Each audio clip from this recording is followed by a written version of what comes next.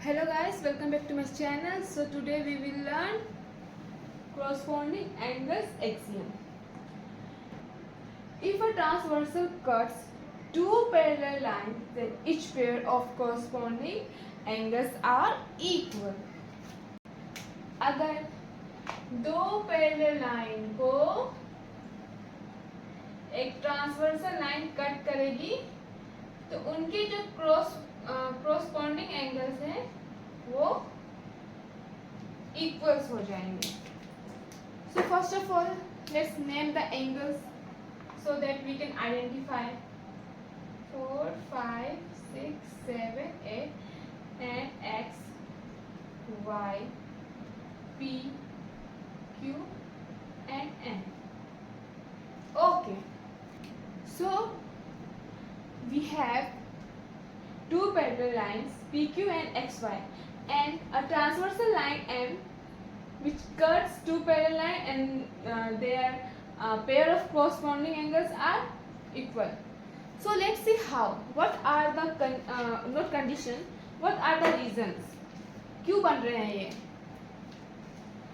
So हमने पहले अपनी प्रीवियस क्लास में हमने पढ़ा है वर्टिकली अपोजिट एंगल्स में क्या होते हैं. जो एंगल्स के अपोजिट वाले एंगल्स होते हैं वो इक्वल हो जाते हैं. So here we have angle 1 equal to angle 3 and the reason behind is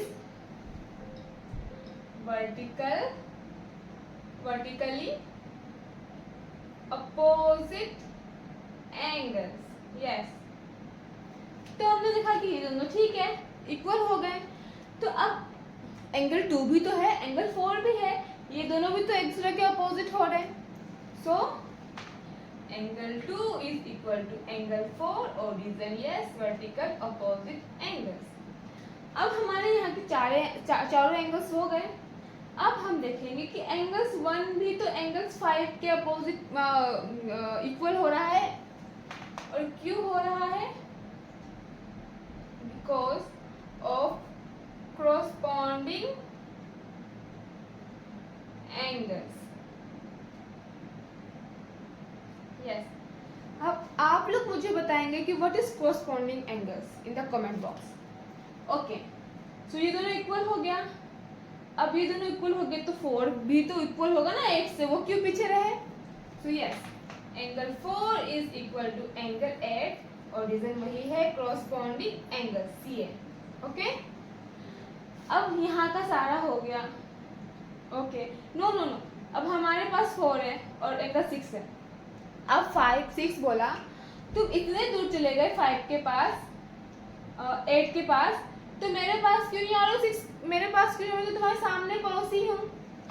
so angle 4 is equal to angle 6 और इसका रीजन क्या होगा? Alternate interior angle. यस. तो हमने लगभग यहाँ का सारा एंगल कंप्लीट कर लिया. अब हम नीचे आएंगे तो एंगल 5 हो जाएगी एंगल 7 की equal because of vertical opposite angle. And angle 6 हो जाएगी 8 के equal again vertically opposite angle. अब 4 इक्वल्स टू 8 है तो 2 इक्वल्स 3 इक्वल्स टू 7 भी तो होगा. बिल्कुल होगा. वाई क्यों नहीं होगा? So 3 equals to angle 7 and corresponding angle. अब 2 और 6 भी इक्वल होगा. Angle 2 equal to angle 6 and again corresponding angle. अब एंगल 3 इक्वल टू एंगल 5 भी तो होगा. अगर एंगल 4 इक्वल टू एंगल 6 हुआ है एंड रीजन ये है कि अल्टरनेट इंटीरियर एंगल तो एंगल 3 और एंगल 5 भी तो होंगे ना. यस.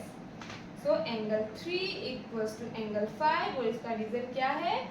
Alternate interior angle. अच्छा आई एक ठीक है. ओके.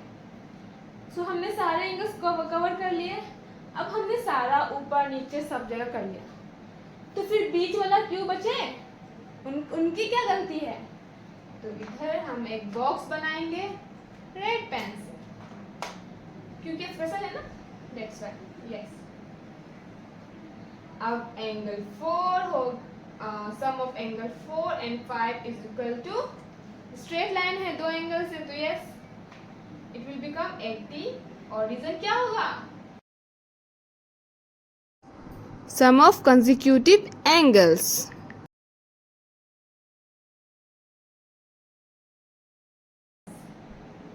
ओके, अब ये दोनों इक्वल, तो दोनों भी इक्वल होंगे, एंगल 3 इक्वल्स टू एंगल 6 और reason not equal, angle 3 equal angle 3 plus angle 6 और it will give us 180 or reason yes, again sum, yes, sum of consecutive angles.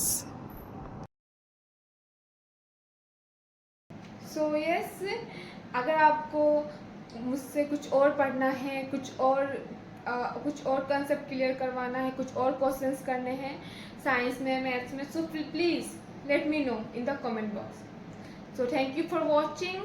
Bye bye.